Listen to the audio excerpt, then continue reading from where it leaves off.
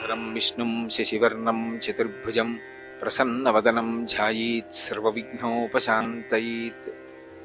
గురుర్బ్రహ్మా గురుర్విష్ణుః గురుర్దేవో మహేశ్వరః గురుః సాక్షాత్ పరం బ్రహ్మ తస్మై శ్రీ గురవై నమః. వ్యాసాయ విష్ణురూపాయ వ్యాసరూపాయ విష్ణవే నమో వై బ్రహ్మనిధయే వాసిష్ఠాయ నమో నమః. ఉండేటటువంటి మనుష్యులు అలసులు, ఎప్పుడు అలసత్వంతో కూడుకున్న వారై ఉంటారు. అలసులు మందబుద్ధియుతులు. మందబుద్ధితో కూడుకున్న వారై అంటే సురుకైనటువంటి బుద్ధి చేత శాస్త్రాన్ని ప్రమాణంగా స్వీకరించి అనుష్ఠానం చెయ్యగలిగినటువంటి శక్తి ఉండదు. మందబుద్ధియుతులు అల్పతరాయువులు. ఆయుర్దాయమా అల్పంగా ఉంటుంది. పరమేశ్వరుడు కలియుగంలో 100 సంవత్సరముల ఆయుర్దాయాన్ని అనుగ్రహించినప్పటికీ కూడా 100 సంవత్సరములు పరిపూర్ణమైనటువంటి ఆయుర్దాయాన్ని అనుభవించగలిగినటువంటి శక్తి బహుకొద్ది మందికే ఉంటుంది. ఉగ్రరోగ సంకలితులు. భయంకరమైనటువంటి రోగాలు ఎప్పుడూ కొత్త కొత్తవి ప్రబలుతూనే ఉంటాయి. ఎంతమంది వైద్యులు వస్తారో, ఎన్ని ఔషధములు కనిపెట్టబడతాయో అన్నిటికీ మించి మళ్ళీ కొత్త కొత్త రోగాలు ప్రబలి మనుష్యుల్ని పడగొడుతుంటాయి. కాబట్టి ఉగ్రరోగ సంకలితులు. అటువంటి ఉగ్రమైనటువంటి రోగములు ప్రబలేటటువంటి అవకాశం ఉన్నటువంటి కలియుగంలో అనారోగ్యాన్ని పోగొట్టుకుని ఆరోగ్యంతో ఉండి శరీరమునందు కలిగినటువంటి ఆరోగ్యము కేవలముగా భోగానుభవమునకు మాత్రమే పనికి రావడం కాకుండా ఆరోగ్యవంతమైనటువంటి శరీరాన్ని భగవంతుని యొక్క ఆరాధనా క్రమమునందు వినియోగించి దాని చేత సార్థక్యమును పొంది శాస్త్రీయమైనటువంటి కర్మాచరణము చేత భగవంతుని యొక్క అనుగ్రహాన్ని పొంది ఆ అనుగ్రహము వలన భక్తి జ్ఞాన వైరాగ్యములు కలిగి తుట్టతుదన చిత్తశుద్ధి చేత పాత్రతను పొంది ఆ పాత్రత వలన జ్ఞానమును పొంది ఆ జ్ఞానము వలన మళ్లీ పుట్టవలసిన అవసరం లేని పునరావృత్తి రహిత శాశ్వత శివ సాయుధ్య స్థితిని పొందడానికి ప్రధానమైనటువంటి హేతువేది, దేని చేత అటువంటిది సంభవమవుతుంది అంటే కేవలము శరీరమునందు ఆరోగ్యమున్నటువంటి కారణము చేతనే. అటువంటి ఆరోగ్యమును ఇవ్వగలిగిన వాడెవరు అన్నారు అంటే ఆరోగ్యం భాస్కరాదిచ్చేత్. సూర్య భగవానుడి యొక్క అనుగ్రహము చేత మాత్రమే ఆరోగ్యము సంభవము. అందుకే మనకి ఇప్పటికీ ఉపాసనా క్రమంలో ఆరోగ్యం పొందాలి అంటే సూర్యనారాయణమూర్తిని ఆరాధన చెయ్యడం అనేటటువంటిది మాత్రమే ప్రమాణంగా ఉంది. సూర్యుడు విశేషమైనటువంటి ఆరాధనని కోరుకునేటటువంటి లక్షణం ఉన్నవాడు కాడు. సూర్య భగవానుని యందు ఎంతటి సౌలభ్యముతో కూడుకున్నటువంటి ఆరాధన ఉంటుంది అంటే ఆయన కేవలము నమస్కారము చేత ప్రీతి పొందుతాడు. నమస్కారం అంటే ఒంటి చేత్తో చేసేటటువంటిది నమస్కారం కాదు. 2 చేతులు కలిపి మూర్ధన్య స్థానమును ఆ 2 చేతులకి కలిపి తాటించి ఆయన వంక తిరిగి వంగి నమస్కరించినంత మాత్రం చేత అనుగ్రహిస్తాడు. పైగా సూర్యోపాసన ఒక్కదాని యందే ఒక విశేషం ఉంది. మిగిలినటువంటి ఏ దేవతా స్వరూపానికైనా సరే భగవంతుడు ఆ పదార్థాన్ని స్వీకరించాలి అంటే ఒకే ఒక్క మార్గం ఉంటుంది. సనాతన ధర్మంలో వీరొక మార్గం లేదు. ఇతర విశ్వాసములకు సనాతన ధర్మమునకు అక్కడ ప్రధానమైనటువంటి భేదం. అగ్ని ప్రధానం చేసుకుని ఆరాధన చేస్తాం.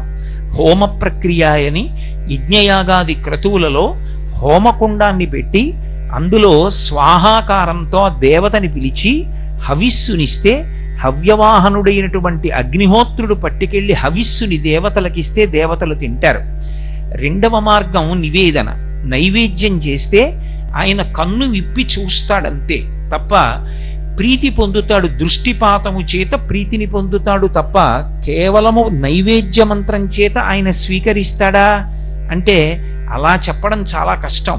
కానీ భక్తి విశేషమైనటువంటి స్థితిలో ఉందనుకోండి, అటువంటి వారు భక్తితో చేసినటువంటి నివేదనని మాత్రం పరమేశ్వరుడు స్వీకరించి తిన్నాడు అనడానికి ఎన్నో చోట్ల దృష్టాంతములున్నాయి. అందుకే నైవేద్య మంత్రం భక్తితో కూడుకుని ఉంటుంది. అందుకే మీరు మనసు చేత భావన చేయడమే ఎక్కువగా ఉంటుంది. అందులో మధ్యే మధ్యే పానీయం సమర్పయామి అని ఒక ఉపచారం.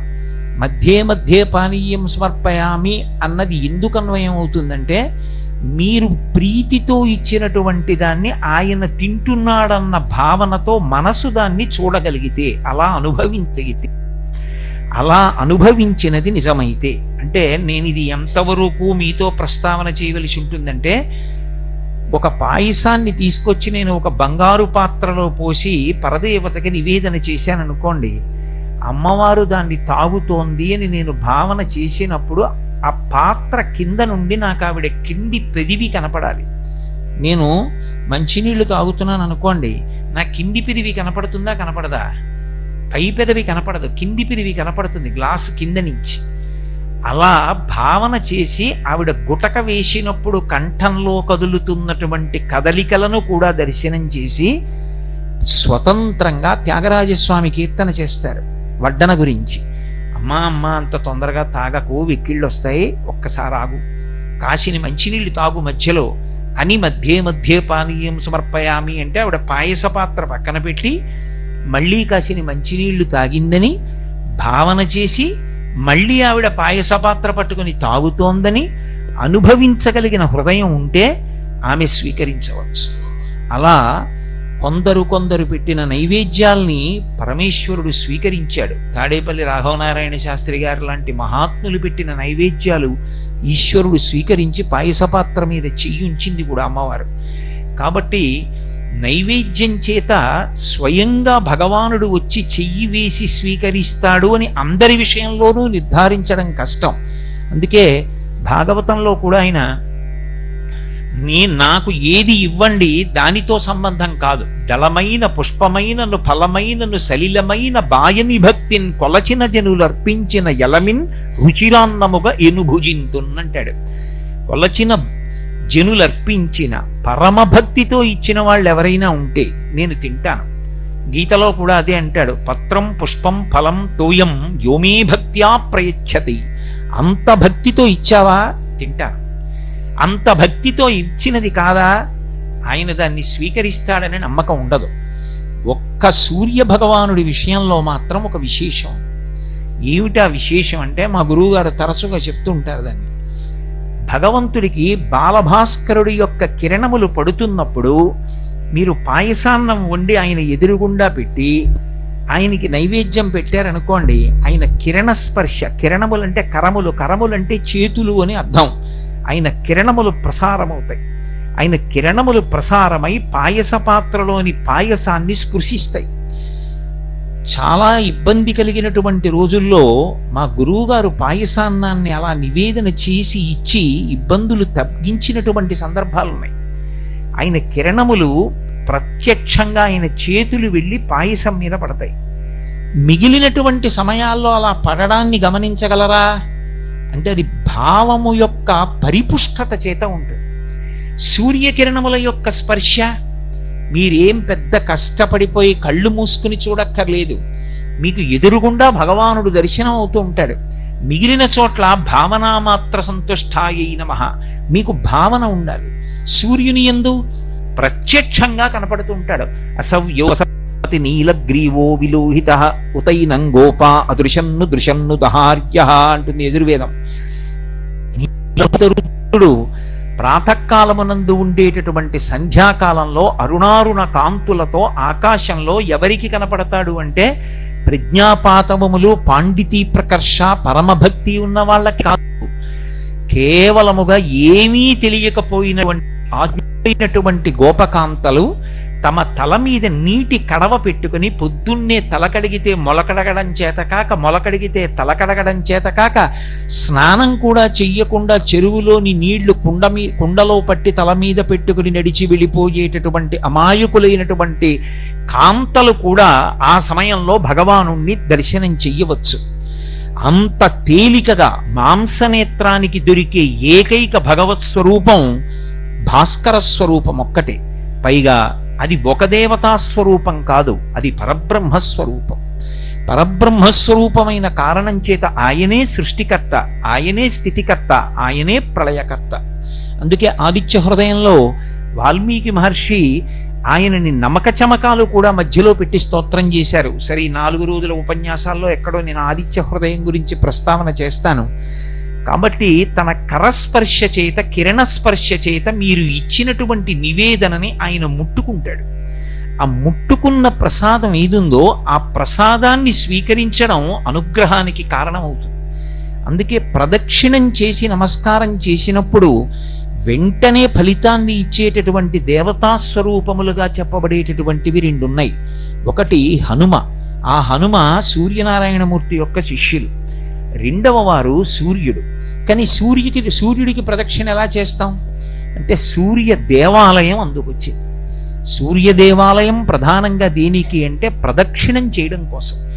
కోణార్క సూర్య దేవాలయానికి ప్రదక్షిణం చేసి నమస్కారం చేసి గుండె జబ్బుల నుంచి కుష్ఠవ్యాధి నుంచి విముక్తులైనటువంటి వారు ఎందరో ఉన్నారు. అంత ఉత్తరక్షణం అనుగ్రహించి ఆరోగ్యం ఇవ్వగలిగినటువంటి భాస్కర స్వరూపం ఏది ఉన్నదో ఆ భాస్కర స్వరూపానికి అంత విశేషమైనటువంటి ప్రాధాన్యతని ఉపాసన క్రమంలో కల్పించారు. భగవంతుడు భగవంతుడు అని ఎన్నో గ్రంథాలు చదివి ఎంతో పరిశ్రమ చేసే కన్నా అసలు మాంసనేత్రానికి దొరికేటటువంటి ప్రత్యక్ష భగవానుడైనటువంటి ఆ సూర్యనారాయణమూర్తి దర్శనం చేయడం ఎంత తేలికైనటువంటి విషయం. అసలు ఒక మనుష్యుడు తన జన్మ ప్రయోజనాన్ని పోగొట్టుకుంటున్నాడు అని చెప్పవలసిన అవసరం ఏదైనా ఉంటే ప్రాతకాలంలోనూ పశ్చిమాద్రిని చేరిపోయినటువంటి సూర్యబింబాన్ని దర్శనం చెయ్యకుండా గడిపేసేటటువంటి వాడెవడుంటాడో వాడు మాత్రమే శాస్త్రం దృష్టిలో అయితే కృతజ్ఞుడు. దేని చేత కృతజ్ఞుడు అంటే భగవానుడే స్వయంగా వినువీధిలోకి వచ్చి నిలబడిన లేచి ఆయన వంక తిరిగి ఒక్క నమస్కారం చెయ్యలేకపోయిన వాడెవడో వాడు కృతజ్ఞుడు. ఆ కృతజ్ఞుణ్ణి ఆయన క్షమించలేడు. అందుకే కృతజ్ఞఘ్నాయ దేవాయ జ్యోతిషాం పతయే నమః అంటుంది ఆదిత్య హృదయం. అంతటి గొప్ప స్వరూపమైనటువంటి ఆ సూర్య బింబం ఉదయించేటటువంటి స్థితి, ఆయన ఉదయించేటటువంటి దిక్కుని చతుర్ముఖ బ్రహ్మగారు మొట్టమొదట సృష్టి చేసేట. 4 దిక్కులను సృష్టి చేస్తారు. ఎందుకంటే దిక్కు అనేటటువంటి దానికి ఉపాసనా క్రమమునందు చాలా ప్రాధాన్యత ఉంటుంది. నేను ఏదో ఊరు వెళ్ళాను అనుకోండి ఉపన్యాసాలకి, ఏ తెల్లవారుజామున 3 గంటలకు రైలు దిగాను అనుకోండి, నాకు ఇచ్చిన విడిదిలోకి వెళ్ళిపోయే ముందు నేను వెయ్యవలసిన మొదటి ప్రశ్న ఏమిటంటే అయ్యా తూర్పు ఎటండి అని అడగాలి. ఎందుకంటే దిగ్భ్రాంతి అంటారు. దిగ్భ్రాంతి అంటే దిక్కులు తెలియకుండుట. దిక్కు తెలియకపోవడం ఎంత పండితుడికైనా ఉంటుంది. ఎందుకని అంటే వాళ్ళ ఊళ్ళో వాడింట్లో వాడి పూజా మందిరంలో వాడికి తూర్పెటో తెలుస్తుంది. ఇంకో ఊరు వస్తే తూర్పెటో ఎలా తెలుస్తుంది? తెలియదు. కానీ మొదటి నమస్కారం ఎటువైపుకి అంటే తూర్పు దిక్కుకే మొదటి నమస్కారం ప్రారంభం. ఎందుచేత అంటే సూర్యకిరణములు పడితే తప్ప సుషుమ్నా నాడి అసలు చైతన్యాన్ని పొంది ఒక్కసారి ఆ హృదయ పద్మం వికసనాన్ని పొందదు. అలా పొందించేటటువంటి సూర్యనారాయణమూర్తి ఏ దిక్కున ప్రకాశిస్తాడో ఆ దిక్కుని ప్రాక్ అని పిలిచారు. ప్రాక్ అన్న మాటకి సంస్కృతంలో అర్థం ఏమిటంటే మొదటిది, పూర్వము అని. పూర్వ దిక్కు ప్రాక్, పశ్చిమము అని పిలుస్తారు. పూర్వోత్తర భాగములు అంటారు. ఏదో భాగవతం దశమస్కంధం ఉందనుకోండి, పూర్వ భాగము ఉత్తర భాగము అంటారు. పూర్వ భాగము అంటే మొదటిది, ఉత్తర భాగము అంటే తరువాతది. అంటే అందరికీ తెలియవలసిన దిక్కు ఏదైనా ఉంటే అది ప్రాక్, అది తూర్పు. తూర్పు దిక్కు తెలియకుండా ఉండడానికి వీల్లేదు.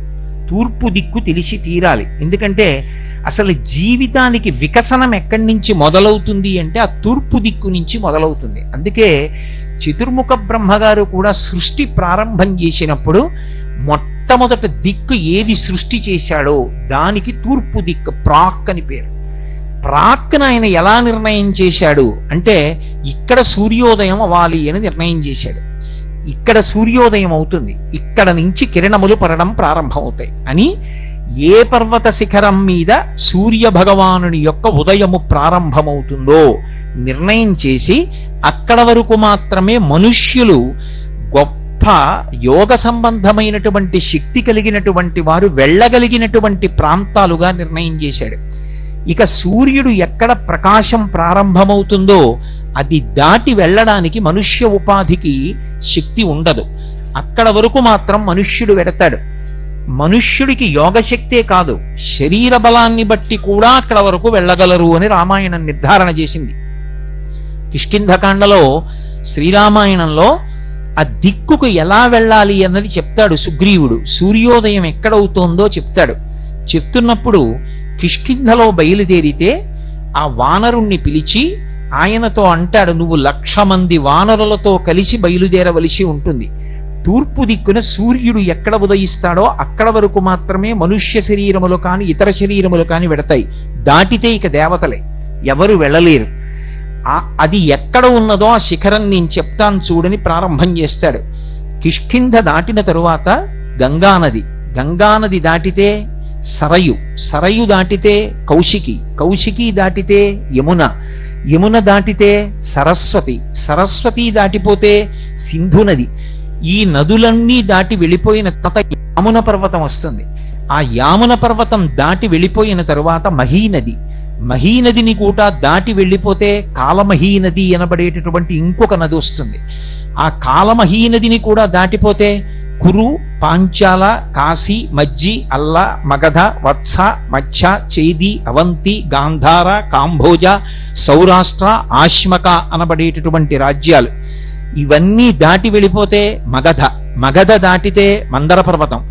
ఆ మందర పర్వతం కింద ఉండేటటువంటి ప్రాణులు ఒక చెవి కలిగినటువంటి వాళ్ళు, ఒక్క ముక్కు భాగం మాత్రమే కలిగినటువంటి వాళ్ళు, ఒక కాలు కలిగినటువంటి వాళ్ళు మాత్రమే ఉండి అతి బలవంతులైనటువంటి ప్రాణుల్ని కూడా పట్టి తింటూ ఉంటారు. అది వాళ్ళ ఆహారం. ఆ మందర పర్వత ప్రాంతాన్ని కూడా దాటి వెళ్ళిపోతే యవద్వీపం, యవద్వీపం దాటితే సువర్ణద్వీపం, సువర్ణద్వీపాన్ని కూడా దాటితే రజతద్వీపం, రజతద్వీపాన్ని కూడా దాటితే శోణానది ఎర్రటి జలాలతో ప్రవహిస్తూ ఉంటుంది. శోణ అంటేనే ఎరుపు, ఎర్రటి జలాలతో ప్రవహిస్తుంది. అది కూడా దాటిపోతే లోహితమనేటటువంటి సముద్రం. ఆ ప్రాంతానికి ఇంకా వెళ్లే కొద్దీ శక్తి ఎక్కువ ఉండాలి. ఎందుకంటే ఆ సముద్రం మీద నుంచి వెడుతున్నప్పుడు నీడబట్టి ఆ సముద్రంలో ఉండేటటువంటి ప్రాణులు ఆ వెడుతున్న ప్రాణుల్ని పట్టి లాగి తినేస్తాయి. అంత భయంకరమైనటువంటి లోహితమనబడేటటువంటి సముద్రం. ఆ లోహిత సముద్రాన్ని కూడా దాటి వెళ్ళిపోతే అక్కడికి వెళ్ళిన తరువాత కుటశాల్మలి అనబడేటటువంటి ఒక పెద్ద వృక్షం కనబడుతుంది. ఆ వృక్షం దగ్గర నుంచి వెనక్కి అప్పుడే ఉదయిస్తున్నటువంటి బాలభానుడి యొక్క కిరణములా అన్నట్లుగా బంగారు కాంతితో మెరిసిపోతున్నటువంటి విశ్వకర్మ చేత నిర్మింపబడినటువంటి భవనం ఉంటుంది. ఆ భవనమునందు గరుత్మంతుడి నివాసం చేస్తూ ఉంటాడు.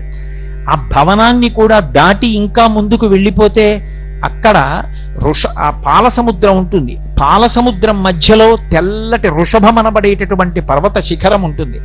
దాని యందు మళ్ళీ ప్రత్యేకంగా సుదర్శనము అనబడేటటువంటి ఒక సరస్సు. ఆ సరస్సులో పద్మకింజిల్కములతో కూడుకున్నటువంటి సువర్ణ కేసరములతో కూడుకున్నటువంటి అపారమైనటువంటి సుగంధమును విరజిల్లేటటువంటి తామర పుష్పాలుంటాయి. ఆ కొలనులో స్నానం చెయ్యడం కోసమని దేవ, యక్ష, గంధర్వ, కిన్నెర, కింపురుషాదులు కూడా భూమండలం మీదకు వస్తారు. అంతటి అద్భుతమైనటువంటి సుదర్శనమనబడేటటువంటి సరోవరాన్ని దాటి వెళ్ళిపోతే ఒక గొప్ప జలసముద్రం వస్తుంది. ఆ జలసముద్రంలో అశ్వముఖంతో బడబా రూపంలో ఒక గొప్ప కృత్య తిరుగుతూ ఉంటుంది. అది సముద్రాన్నే ఆహారంగా పుచ్చేసుకుంటూ ఉంటుంది. ఆ జలసముద్రాన్ని కూడా దాటి వెళ్ళిపోతే అక్కడికి వెళ్ళిపోయిన తరువాత జాతరూప శిల అనబడేటటువంటి గొప్ప పర్వతం ఉంటుంది. ఆ పర్వతానికి ఉండేటటువంటి శిఖరం మీద మహానుభావుడైనటువంటి ఆదిశేషుడు 1000 పడగలతోటి 1000 తలలతో నల్లటి వస్త్రములను కట్టుకుని తపస్సు చేస్తూ కూర్చుని ఉంటాడు. ఆయనని కూడా దాటి ముందుకు వెళ్ళిపోతే ఆ వెళ్ళిపోయిన తరువాత అక్కడ కనపడుతుంది అద్భుతమైనటువంటి ఉదయ పర్వతము. ఆ ఉదయ పర్వతంలో సౌమనసము అనబడేటటువంటి ఒక శిఖరం ఉంటుంది. ఆ సౌమనసమనబడేటటువంటి శిఖరం మీద మహానుభావుడైనటువంటి వామనమూర్తి అవతార స్వీకారం చేసినప్పుడు మొట్టమొదట ఒక పాదాన్ని ఉంచి మేరు పర్వతం మీద రెండో పాదాన్ని ఉంచి ఇంతంతైవటుడింతయై మరియు తానింతయ్య భోవీధి అంతైతో యదమండల గ్రమణ కల్లంతై ప్రభారాశిపై అంతై చంద్రునకంతయై ధ్రువునిపై అంతై మహర్వాటిపై అంతై సత్యపథోన్నతుండగుచు బ్రహ్మాండాంత సంవర్ధియై అని పెరిగి రెండు పాదములు వేసి నిలబడ్డాడు. అంతటి అద్భుత స్వరూపంతో విష్ణుపాద స్పర్శ పొందినటువంటి శిఖరాలు. అయం సుదర్శనో ద్వీప పురో యస్య ప్రకాశతే యస్మిన్ తేజశ్చ చక్షుశ్చ సర్వప్రాణిభృతామపి అంటారు మహర్షి. ఆ పర్వత శిఖరము సౌమనసము ఎక్కడ ఉన్నదో ఉదయ పర్వతంలో అక్కడ సూర్యబింబం ఉదయిస్తుంది. అక్కడ మొట్టమొదట ప్రతిరోజు సూర్యుని యొక్క ఎర్రటి కాంతులు ప్రారంభమవుతాయి. అక్కడ ప్రారంభమైనటువంటి కాంతులు కొద్ది క్షణాలలో ఆ బింబం ఇలా ఎర్రటి గీతతో పైకి లేవగానే ఆ కాంతి భూమండలాన్నంతటినీ కప్పేస్తుంది. ఆ కప్పేసినప్పుడు ఎర్రటి బింబంగా పైకి లేస్తాడు. ఆయన యొక్క కాంతి కిరణములే సమస్త భూతముల యొక్క కన్నుల మీద పడతాయి. యస్మిన్ తేజశ్చ చక్షుశ్చ, అన్ని భూతముల యొక్క కన్నుల మీద పడి చైతన్యము కలుగుతుంది. కలిగి సమస్త ప్రాణులు కందెరయగుచు అంటారు తిక్కన గారు. అన్ని ప్రాణులు కళ్ళు తెరుస్తాయి. కళ్ళు తెరిచి ఎదురుగుండా ఉండేటటువంటి వస్తువుల్ని చూడడం మొదలు పెడతాయి. ఈ చూడడం మొదలు పెట్టడం అనేటటువంటిది భోగముల యందు సగం భాగం. ప్రత్యేకించి భోగం అనుభవించాడండి అంటారు, సుఖాలు అనుభవించారండి అంటారు. ఆ అనుభవించినటువంటి సుఖాలలో సగం సుఖమంతా దేన్ని ఆశ్రయిస్తుంది అంటే కంటి యొక్క గుడ్డు సూర్యుని యొక్క కిరణముల తేజస్సుని పుచ్చుకోగలిగితే వాడు 50% సుఖాలని పొందుతాడు. లేనినాడు ఈ బ్రహ్మాండమునందు ఎన్ని సుఖములున్నాయో అందులో 50% సుఖాలు వాడికి లేనట్టే. అందుకే సుఖములన్నీ దేన్ని ఆశ్రయిస్తాయంటే సూర్య కిరణమును ఆయన కాంతి కన్ను పుచ్చుకోవడం మీద ఆధారపడి ఉంటుంది. ఎందుకని అంటే మీరు చూడండి, కళ్ళొక్కట్లేవు. భార్యని చూస్తాడా, తల్లిని చూస్తాడా, తండ్రిని చూస్తాడా, కడుపున పుట్టిన బిడ్డల్ని చూస్తాడా, పర్వత శిఖరాలు చూస్తాడా, దేవాలయాన్ని చూస్తాడా, ధ్వజస్తంభాన్ని చూస్తాడా, ఉత్సవమూర్తిని చూస్తాడా, మూల విరాట్ని చూస్తాడా, గురువుగారిని చూస్తాడా, గురువుగారి పాదములు చూస్తాడా? ఏం చూస్తాడు? భోగములలో సగం భోగాలు పోవడం, జీవితంలో భయం, ఈ రెండు దేని చేత ఉంటాయంటే కంటి యొక్క గుడ్డు సూర్యుని యొక్క కిరణమును పుచ్చుకోలేనటువంటి స్థితి చేత. అందుకే ఇన్ని భోగాలకి కారకుడై మహానుభావుడైనటువంటి సూర్యుడు ఆ పర్వత శిఖరం మీద, సౌమనస పర్వత శిఖరం మీద ఉదయిస్తాడు. బంగారుతో తయారు చేయబడి ఆ పర్వత శిఖరము పచ్చటి కాంతితో ప్రకాశిస్తూ ఉంటుంది. ప్రకాశించేటప్పుడు అరుణ కిరణాలతో ఎర్రటి కాంతితో ఆయన ఉదయించినప్పుడు ఆయన కాంతి పడి ఈ బంగారు పర్వత శిఖరము ఆయన యొక్క కాంతి కలిసి ఒక పెద్ద నెగడు, అంటే భోగి మంట వేస్తారే అలాంటి మంట మండుతోందా అన్నట్టుగా ప్రాక్ ఆ దిక్కంతా కూడా ఎర్రబడుతుంది. అదే అరుణోదయము అని పిలుస్తారు. అంత ఎర్రటి కాంతితో ప్రారంభమవుతుంది. ఎవరు ఆ ఎర్రటి కాంతి వంక చూసి నమస్కారం చేస్తారో వాళ్ళకి ఆ రోజు దురితముల యొక్క ఫలితములుగా రావలసినటువంటి దుష్ఫలితములు ఏ ఉంటాయో వాటన్నిటినీ కూడా చీకట్లను ఎలా చిమ్మేస్తాడో అలా చిమ్మేస్తాడు. చిమ్మి పద్మములను వికసనం చేయిస్తాడు. సూర్యకిరణం పడితే పద్మం వికసిస్తుంది. పద్మమునందు ఎవరుంటారంటే లక్ష్మీదేవి ఉంటుంది. లక్ష్మీదేవి యొక్క స్థానములలో ఒకటి పద్మం. ఇంటి తలుపులు తెరిచారనుకోండి, ఇంట్లో ఉన్నాయన బయటికి వస్తాడని గుర్తు. ఇంటి తలుపులు వేసేసాడంటే ఆయన బయటికి రాడు, అందుకు తలుపు వేసుకున్నాడు. ఆయన తలుపులు తీశాడంటే ఆయన బయటికి వస్తాడు, లేదా మీరు లోపలికి వెళ్ళవచ్చు. ఇప్పుడు ఆయనైనా బయటికి వచ్చి మీకు అనుగ్రహిస్తాడు, లేదా మీరైనా వెళ్ళి ఆయన దర్శనం చేసి అనుగ్రహాన్ని పొందొచ్చు. పద్మము వికసనాన్ని పొందింది అంటే లక్ష్మి యొక్క అనుగ్రహము ప్రారంభమైనది అని గుర్తు. లక్ష్మీ కటాక్షమును కల్పింపగలిగిన వాడెవరు అంటే సూర్యనారాయణమూర్తి ఒక్కడే. అందుకే ఆయన ఉదయిస్తున్నప్పుడు ఆ అరుణారుణ కాంతుల వంక ఎవడు చూస్తాడో, ఎవడు చూసి దర్శనం చేస్తాడో, ఎవడు నమస్కరిస్తాడో వాళ్ళకి విశేషమైనటువంటి అనుగ్రహం. ఒకటి, దురితము యొక్క ఫలితము తొలగదోయబడుతుంది. అంటే గత జన్మలలో చేసుకున్న పాపము యొక్క ఫలితము ఇవాళ రావలసి ఉందనుకోండి, అది తొలగిపోవడానికి కారణం ఏది అంటే సూర్యనారాయణమూర్తికి చేసేటటువంటి నమస్కారం. ప్రత్యక్షమైన భగవానుడు, ఎక్కడికి వెళ్ళక్కర్లేదు, మన ఇంట్లో మనం నిలబడి నమస్కారం చేసేయచ్చు. రెండవది, ఆయన లక్ష్మీ కటాక్షాన్ని ప్రసరింపచేస్తాడు. ఏ దురితము ఉన్నదో దాన్ని పోగొట్టడమే కాదు, దాని స్థానంలో ఐశ్వర్యాన్ని తీసుకొచ్చి నింపుతాడు. అందుకే యోగము క్షేమము అంటారు. ఈ రెండు ఈశ్వరుడు ఇస్తాడు. క్షేమము అంటే ఉన్నది ఉండుట, ఏది ఉండాలో అవన్నీ ఉండాలి. అందుకే పూర్వం ఉత్తరం రాస్తే క్షేమం అని రాసేవారు. అంటే అవతలవాడు చదువుకుని ఉద్వేగపడక్కర్లేదు, ఏవేవి ఉండడం వల్ల నేను సంతోషంగా ఉంటానని నువ్వు అనుకుంటున్నావో అవన్నీ ఉన్నాయి, ఏవీ జారిపోలేదు. యోగం, నేను సుఖపడడానికి కావలసినటువంటి వస్తువులలో కొత్త వస్తువులు సమకూడే యోగం. ఏదో ఇంతవరకు నాకు ఒక వాహనం లేదు, కాలినడకన వెడుతూ ఉండేవాడిని, నేను నిన్న ఒక వాహనం కొనుక్కున్నాను అనుకోండి, ఇప్పుడు నాకు వాహన యోగం పట్టింది, అంటే కొత్తగా నాకు ఒక సుఖం వచ్చింది. యోగమును క్షేమమును ఇవ్వగలిగిన వాడు పరమాత్మ. క్షేమమునకు భంగకరము ఆపద.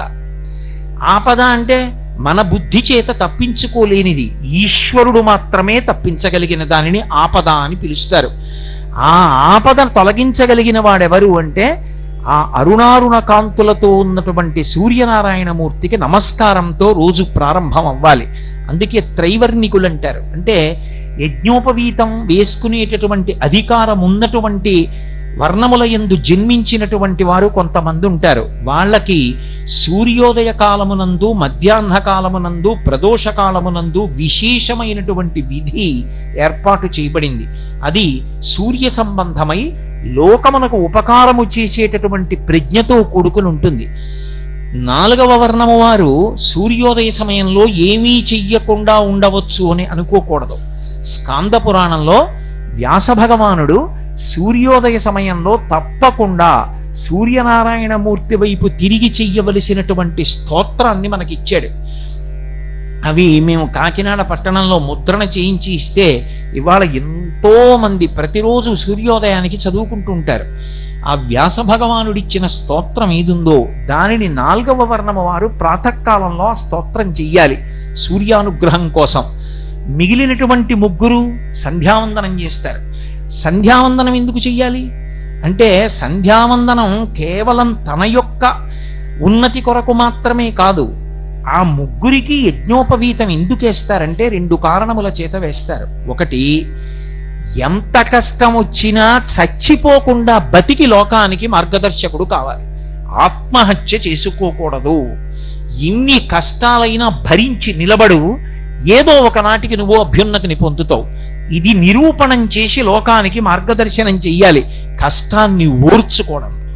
అందుకే చూడండి, పాండవులు లక్క ఇంట్లో పెట్టి కాల్చేస్తే బయట పడిన తరువాత భిక్షాటన చేసైనా బతికారు, యజ్ఞోపవీతం ఉంది కాబట్టి. ఇంత కష్టం వచ్చింది, ఎందుకు ఈ బతుకని వాళ్ళు ఆత్మహత్య చేసుకోలేదు. మనకి శాస్త్రములన్నీ అవే మాట చెప్తాయి. కళ్యాణి బతగాదేయం లౌకికి ప్రతిభాతిమా ఏతి జీవంతి మానందో నరం వర్ష శతాదపి అంటుంది సీతమ్మ రామాయణంలో. 100 సంవత్సరములు ఆయుర్దాయంతో నిలబడినవాడు ఎన్ని కష్టములు పడనివ్వండి, చిట్ట చివరి క్షణంలోనైనా శుభవార్త వింటాడు. ఓర్పు అనేటటువంటిది అంత అవసరం జీవితంలో. కాబట్టి ఆత్మహత్య చేసుకోకూడదు. లోకమంతా ఎన్ని కష్టాలలో ఉన్నా తాను మార్గదర్శకుడై యజ్ఞోపవీతం ఉన్నవాడు కష్టాన్ని భరించి నిలబడి లోకానికి మార్గదర్శనం చేయించగలిగిన వాడై ఉండాలి. అంతేగాని కష్టం వచ్చిందని వాడే భగవంతుడిని వదిలేశాడు అనుకోండి, ఇంకా మిగిలిన వాళ్ళకి భగవంతుడిని అందించేవాడెవరు, మార్గదర్శనం చేసేవాడెవరు? కాబట్టి శరీరం విడిచిపెట్టకూడదు. 2, సంధ్యావందనం ఎందుకు చెయ్యాలి అంటే సంధ్యావందనం ఎవరికి విధించారంటే లోకోపకారం చెయ్యవలసిన వాళ్ళకి, ప్రతినిత్యం కాయ కష్టం చెయ్యవలసిన అవసరం లేని వాళ్ళకి సంధ్యావందనం వేసింది శాస్త్రం. తప్ప ఏదో పక్షపాతంతో కొంతమందితో సంధ్యావందనం చేయిద్దాం, కొంతమందితో సంధ్యావందనం చేయించద్దు, అది శాస్త్రం యొక్క లక్షణం కాదు. వాళ్ళు కష్టపడి ఉండవలసినటువంటి వాళ్ళు, వాన పడుతోందంటే తెల్లవారకట్ట రైతు పొలానికి పరిగెడతాడు. అతన్ని నువ్వు సంధ్యావందనం చేయాలంటే పంటలు ఎక్కడ పండిస్తాడు, అందరికీ అన్నం ఎక్కడ దొరుకుతుంది? అందుకే అతనికి ఎప్పుడు ఖాళీ దొరికితే అప్పుడు ఒక్కసారి సూర్యనారాయణమూర్తి వైపు తిరిగి స్కాంద పురాణాంతర్గత స్తోత్రం చేస్తాడు. కానీ యజ్ఞోపవీతం ఉన్నవాడు అర్ఘ్యప్రదానం చెయ్యాలి.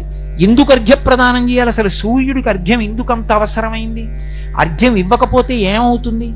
ఎందుకు ఈ త్రైవర్ణికులంటే సంధ్యావందనం చెయ్యవలసినటువంటి కర్తవ్యం ఉన్నటువంటి వాళ్ళు ఎందుకు అర్ఘ్యప్రదానం చేస్తారు 3 సంధ్యలలో? అందులో ప్రత్యేకించి ప్రాతఃసంధ్య తెల్లవారుజామున సంధ్యావందనానికి అంత అవసరం ఎందుకు వచ్చింది అంటే దానికి ఏ అవసరం చేత చేయించారో చెప్పారు.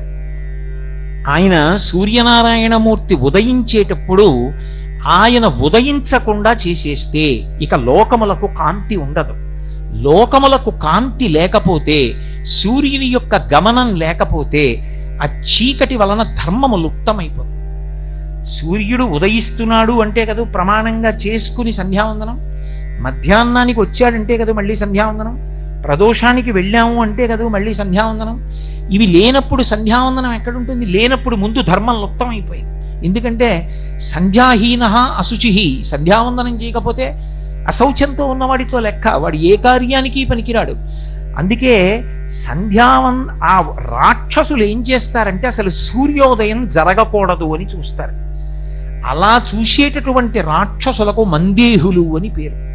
ఆ మందేహులన్న రాక్షసులు ఎక్కడుంటారు అంటే నేను ఇందాక మీతో మనవి చేసి ఉన్నానే క్రమం, ఆ క్రమంలో లోహిత సముద్రానికి ముందు ఉండేటటువంటి శిశిర పర్వతాన్ని కూడా దాటి, లోహిత సముద్రాన్ని దాటి గరుత్మంతుడుండేటటువంటి కుటశాల్మలి వృక్షం దాటిపోయిన తరువాత సూర్యనారాయణమూర్తి ఉదయం జరుగుతోంది, ఇక ఎర్రకాంతి వస్తుందేమో అనగానే వాళ్ళు ఏం చేస్తారంటే చెట్ల మీదకి ఎక్కి ఆ చెట్లకి తలకిందులుగా వేలాడుతూ ఉగ్రమైన పెద్ద శరీరాల్ని పెంచి సూర్యకిరణములు భూమండలం మీదకి రాకుండా అడ్డుకుంటారు.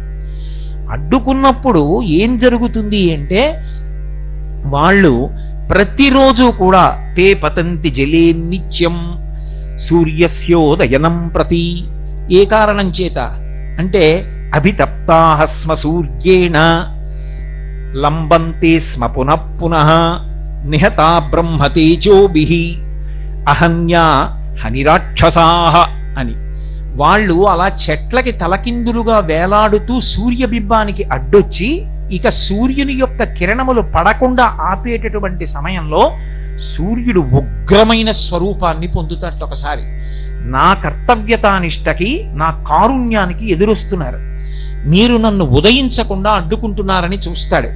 ఆయన అభితప్తాః స్మ సూర్యేణ, ఆయన యొక్క కాంతి చేత తప్తమవుతారు. వాళ్ళు తప్తమై ఆ వేడి భరించలేక చెట్ల కొమ్మలలోంచి ఆ కింద ఉండేటటువంటి సముద్రంలోకి పడిపోతారు, లోహిత సముద్రంలోకి పడిపోయి మళ్ళీ వాళ్ళు తేరుకొని సాయంకాలం అయ్యేటప్పటికి మళ్ళీ చెట్లు ఎక్కుతారు. ఇవాళ కాకపోతే రేపు, రేపైనా ఎలా అడ్డొస్తా, రేపైనా ఎలా ఉదయిస్తాడు?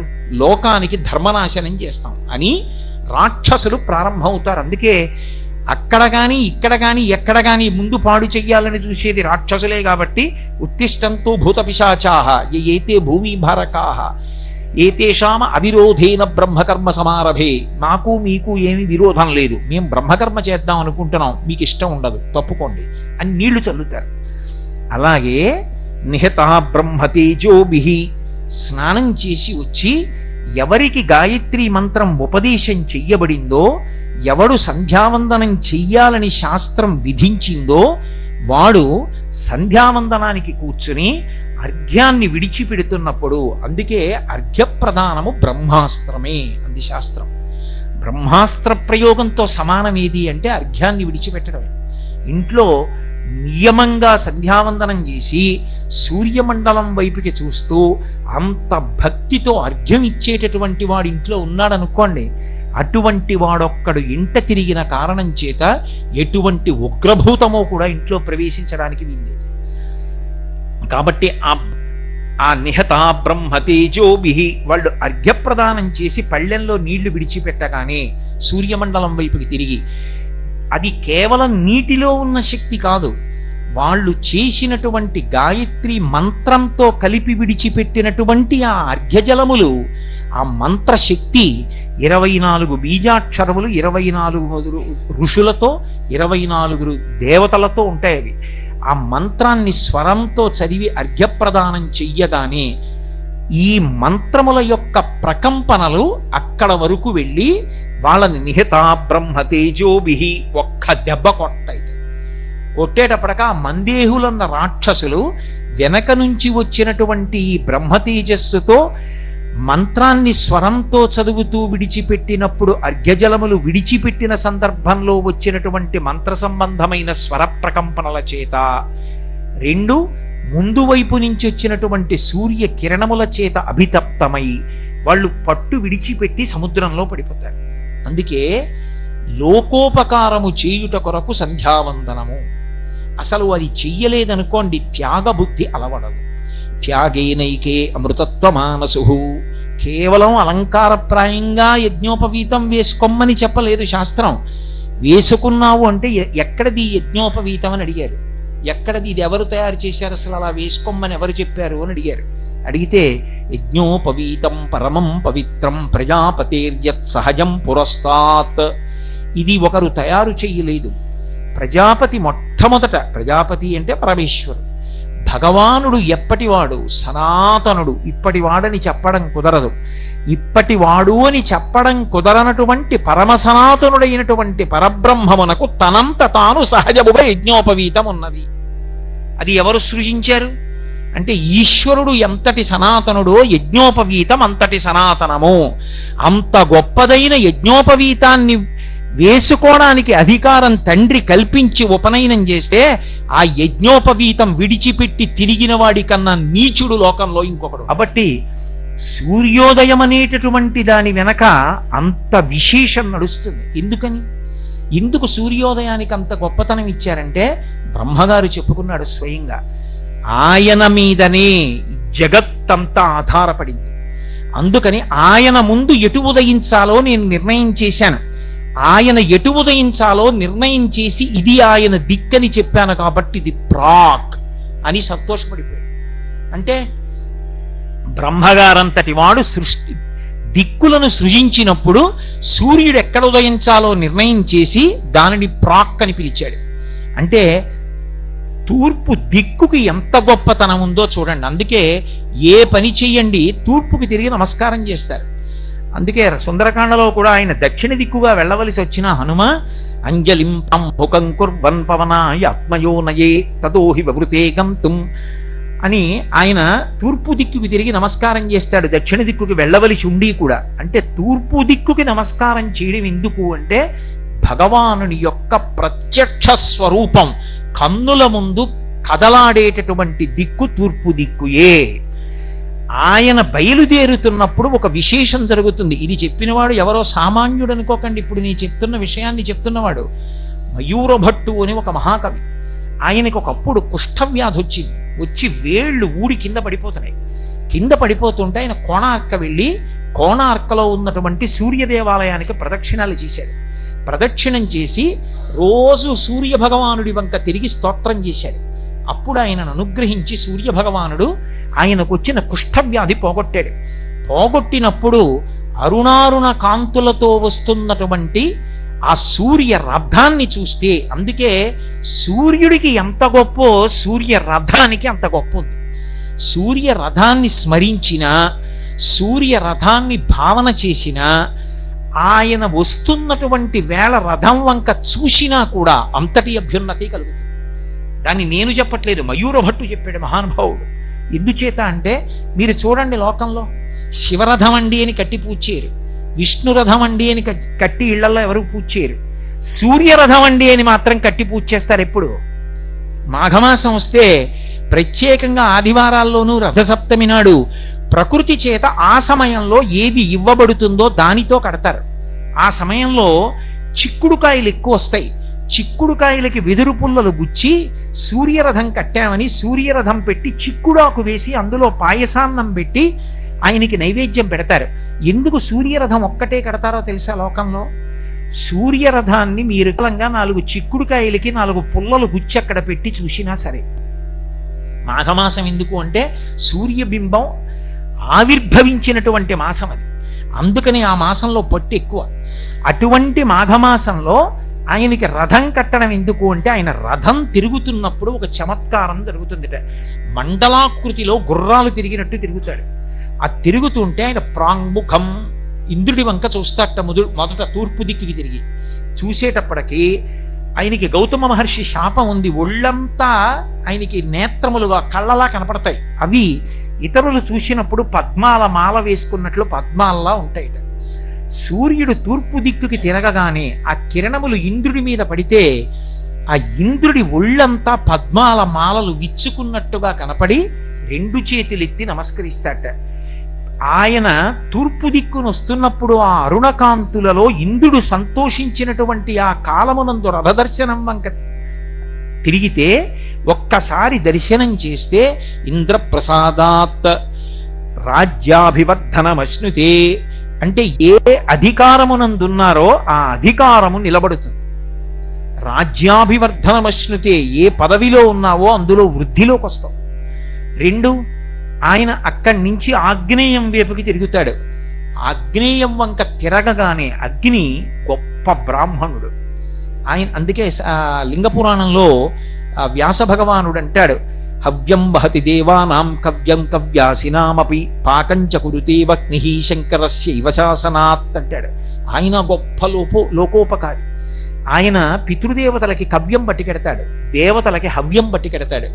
మనకి పాచకుడై వంట బ్రాహ్మణుడై ఇంట్లో అన్నం వండి పెడతాడు. ఎందుకని? భగవత్ శాసనం. ఆయన అలా వండి పెట్టకపోతే అన్నం ఎక్కడి నుంచి వస్తుంది? అందుకని ఆయన అన్నం వండి పెడతాడు. అటువంటి అగ్ని కాంతి స్వరూపుడు. అగ్ని వెలిగితే వేడే కాదు, కాంతి కూడా ఉంటుంది. అంతటి కాంతి కలిగినటువంటి అగ్ని సూర్యుడు తిరగగానే ఒక్కసారి చిన్నబుచ్చుకుని నమస్కారం చేస్తాట. అనూరుడు చెప్తాడు, సూర్య భగవానుడు నీ వైపుకి తిరిగాడు అగ్నిహోత్రుడా, నీ కాంతి ఉపశమనాన్ని పొందింది, తగ్గిపోయింది ఆయన కాంతి ముందు నమస్కరించంటాడు. ఉత్తమ బ్రాహ్మణుడు. అనూరుడు చెప్పక్కర్లేదు, చెప్పకుండా నమస్కరిస్తాడు. అసలు సూర్య భగవానుడి యొక్క రథసారథే విచిత్రం. అనూర దర్శనం, అనూర స్మరణం అంత గొప్పది. ఆయన పేరు అసలు అనూరుడు కాదు, అరుణుడు. అనూరుడు అంటే ఊరువులు అంటే తొడలు, అనూరుడు అంటే తొడలు లేనివాడు. అసలు మహాభారతంలో ఆదిపర్వంలో ఆయన గురించి ఒక విశేషం ఉంది. కృతయుగంలో కశ్యప ప్రజాపతికి వినత, కద్రువ అని 2 భార్యలు. 2 భార్యలైతే వాళ్ళిద్దరూ కూడా కశ్యప ప్రజాపతిని ఎంతో కాలం సేవించారు. కొన్ని వేల సంవత్సరములు సేవించారు అప్పటి ఆయుర్దాయాన్ని బట్టి. సేవిస్తే ఆయన ప్రసన్నుడై అన్నాడు, మీకేం కావాలన్నాడు. కద్రువంది, నాకు పొడవైన శరీరం కలిగిన వాళ్ళు, పరమతేజోవంతులు, గొప్ప బలం కలిగినటువంటి వాళ్ళు, నాకు కొన్ని వేల మంది పుత్రులు కావాలన్నాడు. ఆయన అన్నాడు, తథాస్తు. వినత వంక తిరిగి అన్నాడు, నీకేం కావాలన్నాడు. కద్రువ ఎటువంటి బలవంతుల్ని బిడ్డలుగా అడిగిందో అంతకన్నా బలవంతులు, అంతకన్నా బుద్ధిమంతులు 2 కావాలి బిడ్డలని. తథాస్తు అన్నాడు. పుత్రకామేష్టి చేశాడు. పుత్రకామేష్టి చేసి వాళ్ళిద్దరిని అనుగ్రహించాడు. వాళ్ళు గర్భములు దాల్చి అండములు పెరిగాయి. పెరిగితే ఆ అండాన్ని తీసి దాదులకిచ్చి నేతి కుండలలో పెట్టి పెంచుతున్నారు. పెంచుతుంటే ఒక 500 సంవత్సరములు అయిపోయిన తర్వాత కద్రువ తాచినటువంటి నేతి కుండలలోంచి వాసుకి, తక్షకుడు, శేషుడు మొదలైనటువంటి మహాసర్పములు బయటికి వచ్చాయి. వినతకి బాధ కలిగింది. ఆవిడికి బిడ్డలు పుట్టేశారు, నేను దాచినటువంటి 2 గుడ్లు అలాగే ఉండిపోయాయని తొందరపడిపోయి చూద్దామని పుల్ల పెట్టి ఒక గుడ్డు బద్దల కొట్టి కొద్దిగా పెంకు విచ్చుకునేటట్టుగా చేసి కిలికి చూసింది. అందులోంచి ఇంకా తొడలు ఏర్పడినటువంటి వాడు, ఊర్ధ్వ శరీరము మాత్రమే ఏర్పడినటువంటి మహాతేజోవంతుడు పైకొచ్చాడు. గర్భస్థమైనటువంటి శిశువు పూర్తిగా ఏర్పడకుండానే బయటికి వచ్చేటట్టుగా ప్రవర్తించడం ఎంతటి దోషమో, అది ఎన్ని జన్మలు కట్టి కుడిపేస్తుందో, ఎంత తల్లి అయినా సరే ఆడదాన్ని ఆ పాపం పోయేటట్టుగా చూడడానికి ఆయన అన్నాడు, అమ్మా నువ్వు చాలా తప్పు చేశావు. నేను పూర్తిగా ఏర్పడక ముందే గుడ్డు యొక్క పింకు భాగాన్ని పుల్లతో కెలికి నేను పైకొచ్చేట్టు చేశావు. ఈ పాపానికి ఫలితం అనుభవించేస్తావు. నువ్వు కొంతకాలం కద్రువకి దాస్యం చెయ్యవలసి ఉంటుంది. ఇప్పటికైనా తొందరపడి 2వ గుడ్డుని చిదమకు, అందులోంచి మహాతేజోవంతుడైనటువంటి వాడు పైకొస్తాడు. వాడు నీ దాస్య విముక్తికి కారణమవుతాడు. అమ్మా నేను సూర్య భగవానుడికి రథసారథిగా వెళ్ళిపోతున్నానని వెళ్ళిపోయాడు. ముందు పుట్టినవాడు కదూ, అనూరుడు అరుణుడు, ఆయన పేరు, ఎర్రటి కాంతితో ఉంటాడు, అందుకని అరుణుడు అని పిలిచారు. అరుణుడు సూర్యుడికి రథసారథిగా వెళ్ళిపోయాడు. ముందు పుట్టినటువంటి అరుణుడు వెనక పుట్టిన గరుత్మంతుని కన్నా శ్రేష్ఠుడు, చాలా గొప్పవాడు.